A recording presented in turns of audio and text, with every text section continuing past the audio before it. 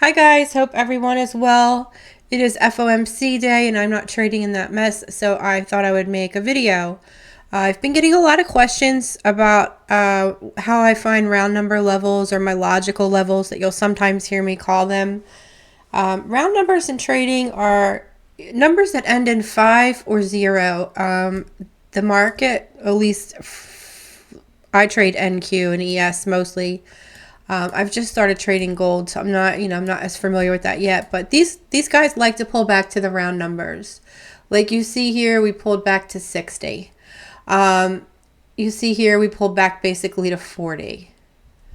And down here, we only pulled back to 12, but we got close to 10. And here, we got to 400.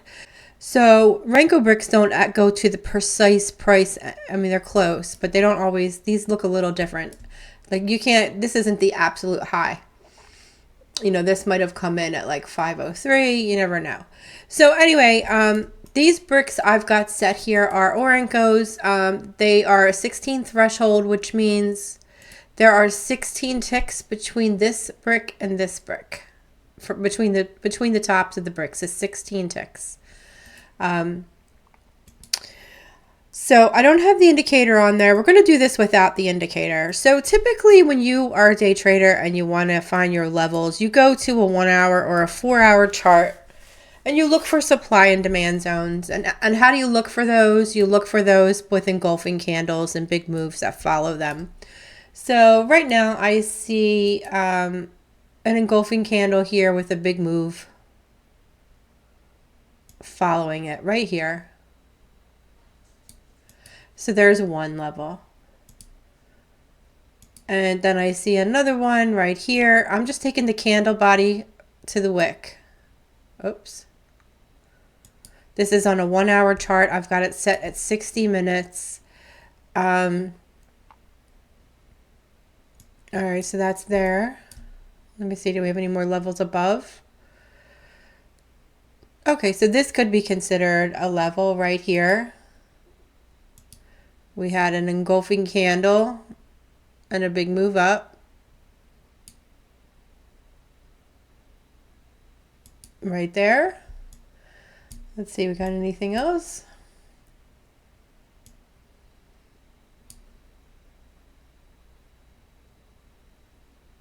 Yeah, I think we can consider this one here. When I do this, I don't get too like crazy precise. Like this is good enough. All right, so now I've got 4 levels. And then I could go to a smaller time frame, say like the 15-minute, and I could fine tune these even a little more. So here we go. So we're going to take a look at this and where does it line up in terms of round numbers? It's between 900 and 880. I mean, that's a pretty big zone to me. So this is the normal way to do it. And then you could just look to see, these are pretty big zones to me. Like I just don't like I don't trade on candlesticks, but that's one way you could do your zones if you wanted to do that way. If you like candlesticks better and you prefer doing it, I mean, it's pretty easy to do. You just got to be careful. You don't want to have too many zones. You want to look for an engulfing candle, but a big move afterwards. So you see how I found it here. I'm going to get this big move down. We got that here, big move down. I don't know what's going on here. So that's kind of how you want to do that. So I'm going to get rid of this guy out of the way. I use the daily candles. In terms of candlestick charts, I really don't use too many of them. I use the daily candles on my daily charts. And you'll see them, I pull them around a lot. I put my daily expected and weekly expected levels on there, and I use the monthly volume profile. So I use those candles for those charts. And then I use my 30-minute session candles here. I like to see if there's any gaps when the session opens. So these candles are set to RTH. 30 minutes, RTH, I load 10 days, and RTH is just the New York session. I have the 3 amigos in a row here. This is the Dow, the ES, and the NQ. I like to see when they're all going the same way. And if you've seen my trading videos, you know I also use a similar chart in TradingView that has the dollar also. I like to see these 3 amigos going in the same direction and the dollar going in the opposite direction. It gives me confluence for my trade ideas. All right, so I don't use the candlestick charts or supply and demand levels. I just look for logical levels, and I do it on Rinkos because that's what I trade on. First thing I want to do when I get ready to trade is I want to find the high and the low of the day. Very important. This will tell me if I'm in a trading range very quickly. I'm going to make the high of the day blue. And we're going to make the low of the day red. And I'm just making a little region here. You know, this would be my low here. This is the current day, and we're still working on it. But, you know, if it was the morning time, I'd be in here. This would be my low of the day. So I've got the high and the low of the overnight session marked. If we break above the high and we pull back into it and it becomes resistance and we go up, then I know we're probably in an uptrend. If it comes down below here and breaks through and pulls back and it becomes support, then I know that we're probably in a downtrend. If it stays in between, we're probably in a trading range. Now it could break up here a little bit and come back into the zone like you see it did here, and we're still in a trading range. That's why you want to wait for a break and a pullback and for this level to hold. So now I've got my high and my low zone marked. I'm going to be able to see if we're in a trading range pretty quickly. So I see we started here. We came down here at 6 a.m. We went back up here. Now we're on our way back down. As soon as we got to this level here at 11 o'clock, I know I'm definitely in a trading range. This was very choppy here, but we're in a trading range. So I'm looking for a long entry, and I could take it right off the 25 zone and take it up. And, you know, you want to scalp a portion and run the rest to the top. So you want to maybe take it off in the middle and the top. And you could just do the range this way. Wait for a breakout and wait and take it back in. I also use volume profile. Let me just add that on here really quickly. I know you need a lifetime license to use volume profile, and you don't have to use it. It's not something that you can not manage without. I just prefer to use it, so I'm big on volume profile rotations. Okay, so now I've got the volume profile loaded up. Now this range changes all day long as the price, you know, changes, that zone changes. So you're better off in the morning to use the prior day range. So I always mark that off. Here's the prior day value area high, and here is the prior day value area low. So here we go, and we've got our profile range. I'm going to take this off the chart now. But I will just say, let me just point out, you can see here in the current day's range, we've just gone back and forth. It'll tell you how tight the price is. If this is really close together, you know it's a trading range. So we've got value area high and value area low consolidated in between the opening high and the high of the day and the low of the day. You're definitely in a trading range. So you want to buy low and sell high, okay? But like I always say, the most important thing in trading is recognizing what the trend is. Is it an uptrend, a downtrend, or a trading range? All right, so let me get this volume profile off of here. All right, so I've got my levels now. I've got the value area low from yesterday and the value area high, and you can mark off the POC. And I put these levels into Discord every day. So I think the POC is up here somewhere. Now, another thing I always put on my chart is the session open, the New York session open, and I also put on the daily session open.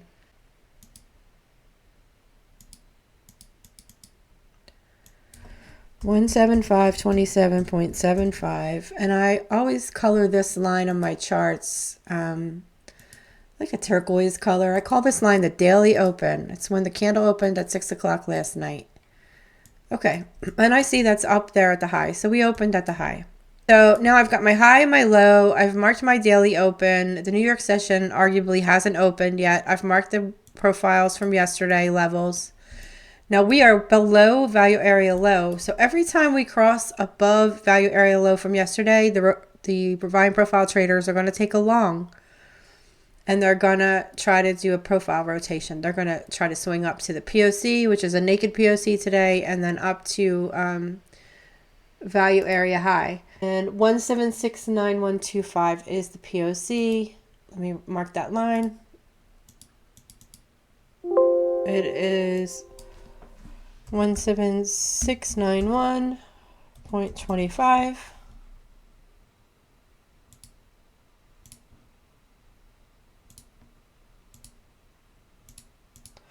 Okay, so now I've got my value area high, my POC, my value area low. I've got my high and low of the current session, and I've marked off the open. So now I want to figure out what my obvious logical round numbers are going to be. So I'm going to look here and find where we have a lot of touches, which I see right here. So here we go. We got a logical level, a round number level right here at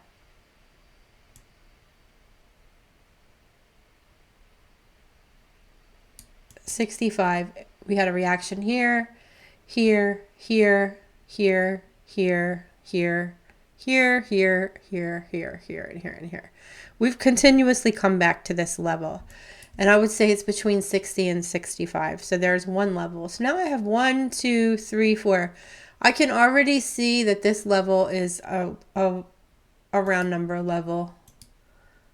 Right here is my zone.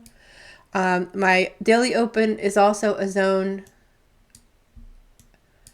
taking us up to 530. Let me get that out of the way for a second. And I'm going to put that back in there. All right, so I've got 1, 2, 3, 4. These are my round number zones. Looking down here, I can see this is 420 is my round number down here. This one is 460, this is 465. We got 500, and then we've got 30. And how you can, I mean, it's just much easier to do in Rankos. How you would use these is, one, if I was waiting for a pullback up here to go short, right? Like if I wanted to go short up here, I'd wait for the pullback. I'd put my stop above that level and I'd enter below. So, you know, I'd wait for us to cross up. I would want to enter on the way back down and my stop would be here, okay? Now I know I have another round level here, so I want to take my first target out right here because I want to make sure I get to my target. So there you go. Here's my second target and here's my runner. And then I can go back and forth. And then, like I said, when you grid out your charts like this, you can see we're in a trading range right away. So you know, once we cross here, you can enter for the rotation down to here, and that's 500 to 65, that's 40 points. You got a 40-point rotation. Okay, and then maybe you waited and you went long here at 65. It looks like we got up to 85. So you could at least get your first 10 ticks. I mean, your first 10 points. I always go for 10 points on my first contract. And then I go for, you know, a larger risk to reward on my second and third. And I do 3 micros. I trade 6 micros, 2, 2, and 2. My first one, I always lock in 10 points, which is what I consider a scalp, 10 points. And then the second and the third ones, I go for like 4 or 5 times my risk. It depends on where they are. So if I took the long here at this level, I would go up for 10 points and move my rest to break even and wait. And I would set it for this one and then this one. And then, so we crossed below here. I went short. It's 97 here. I got my 10 points and I got stopped out on my break even. I did it again. I got 10 points. I got stopped out on my break even. I did it again. I got all 20 points. 60. No, it was 35 points. So I got another 35 points. And then I went long again because we're back at that zone. I got my 10 points and I got stopped out at break even. And then we crossed below here. So maybe I took this short. I got my 10 points and break even. I could have even taken this short here and I would have gotten stopped out. So we came down to this level. I went long here. I got my 10 points and then I got stopped out at break even. And then I got long again. I got my full target here. It didn't come back and stop at my break even, so I could have put my stop here and swung up to here. And that's basically how you do it. Just, you could do this all day long, going back and forth, even when we're in a trend. And let's say we, you know, we broke out of this zone like we just did here, and we're pulling back into it. Where did we get to? We got to here. Now I might want to wait till we got to this zone and think about taking a long. So I want to take the long back up. And then my stop will be back here. We're coming back to 500, you know, and that's another thing like I look for. Like when I start to see the pullback here and I see 500s right here, I know we're going to come back and get it, right? So, you know, if I was going to enter long, I definitely would want my stop under 500. All right, so I think that's the gist of it. I hope that explains what I'm talking about when I talk about round numbers. You know, I use these zones to trade from zone to zone. You know, like if we cross back through here, I might have taken the short. At least I would have got to 500, got my 10 ticks. But now look at it, it's kind of going down 2 zones. So that is just one way you could use it. Okay guys, that's all I've got for this video. In the video description, you're going to find links to my Google Drive. I've got that opened right here. In that drive are all the free indicators. There are chart templates for you, copies of my personal charts, and a lot of books and material on trading free for you. If you're interested in joining the Discord, please send me or leave a comment. I go live in the Discord every morning for the orb trade, and then one of our members, Vance, goes live for most of the day. I can see they're still in the live channel from today. So there's lots of indicators. There's lots of learning materials in here. Everything is organized. I post every day the daily expected and volume profile levels. So there's a lot of information in there. If you want access to that, just leave a comment below.